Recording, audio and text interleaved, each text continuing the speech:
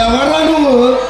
నీలాంటి దేశద్రోహుడికి దేశముద్రని రాజాని నీలాంటి పద్మాశకానికి బద్రీనాథ్ని. బద్రీనాథ్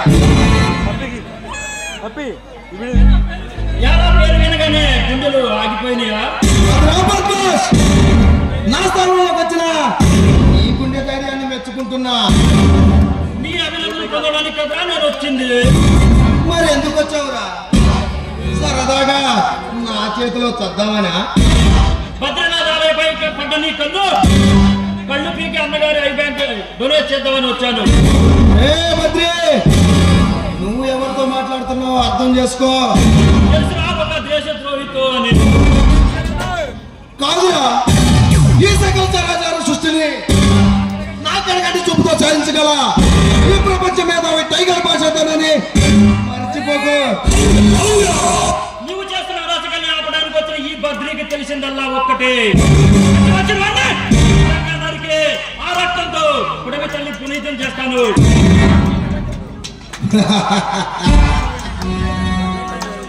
ఈ ప్రపంచంలో ఈ టైగర్ని ఎదుర్కొన్న శక్తి ఎవరికి లేదురా. కాదని ఎవడైనా అడ్డు తిరిగితే వాడిని అడ్డంగా నరికేస్తా.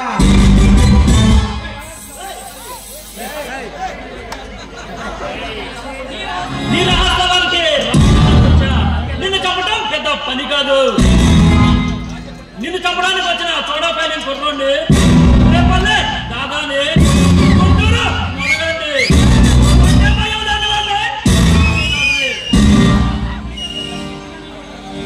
బద్రీనాథ్ ఈ టైగర్ ఎదురులేని శక్తిగా నిలబడ్డాడురా.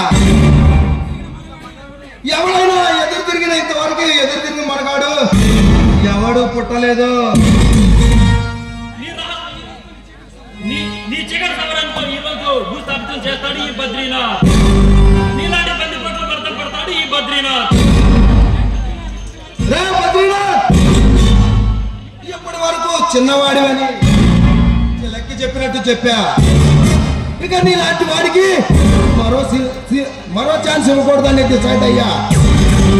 నేను డిసైడ్ అయ్యా నిన్ను చంపాలని. ఒక్క ఛాన్స్ ఇచ్చి వదిలేస్తున్నా.